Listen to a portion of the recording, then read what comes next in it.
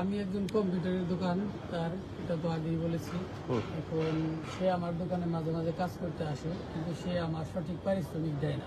আচ্ছা, সে উগ্র শ্রেণীর লোক, এলাকার প্রভাব খাটিয়ে বিভিন্ন লোকের সাথে এরকম খারাপ আচরণ করে থাকে। কেউ কিছু বলে না, এলাকায় দোকানদারি করতে হয় ব্যবসার সাথে কেউ কিছু বলে না তারে।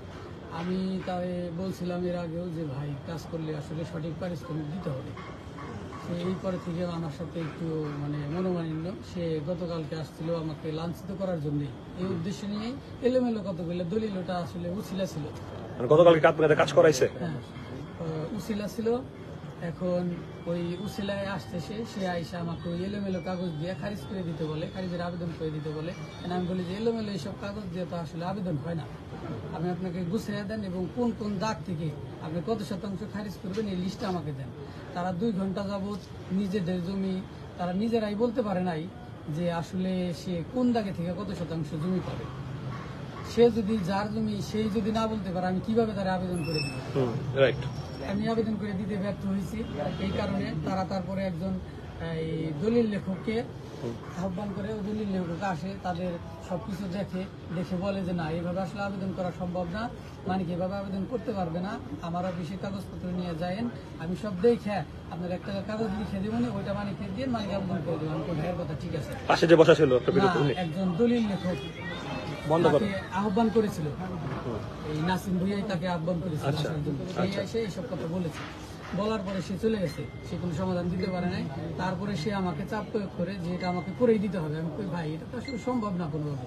তারপরে রাত 9টা বেজে গেছে, আমার বাড়িতে 2 বাচ্চা আছে, তারা আমার ছাড়া খায়ও না, ঘুমায়ও না। 9টার ভিতরে আমার বাসায় যাইতে হয়, নাইলে বাসায় কান্নাকাটি লেগে যাবে, খাওয়া দাওয়া হয়।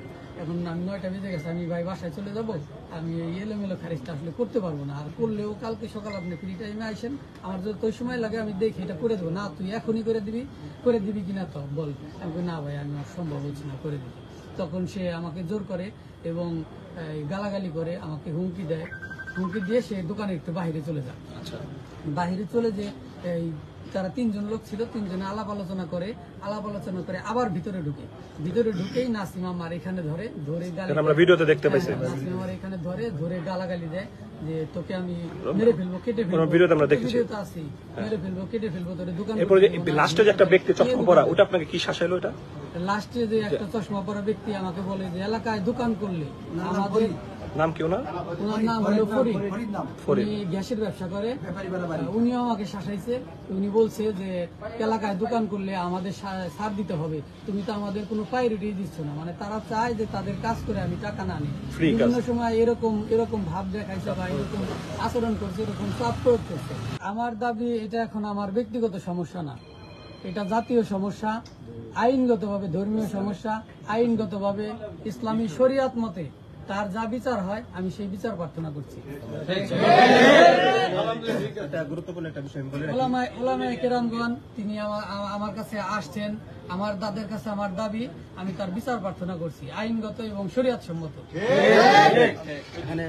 মানিকগঞ্জের মধ্যে যে কাহিনীটা ঘটছে বিশ্বের ভিতরে, যে আসলে মূল বিষয়টা হচ্ছে যে তাকে অন্য জায়গায় মারতো, আমরা এতটাও আমরা আসতাম না, আমরা এরকম উজ্জীবিত হতাম।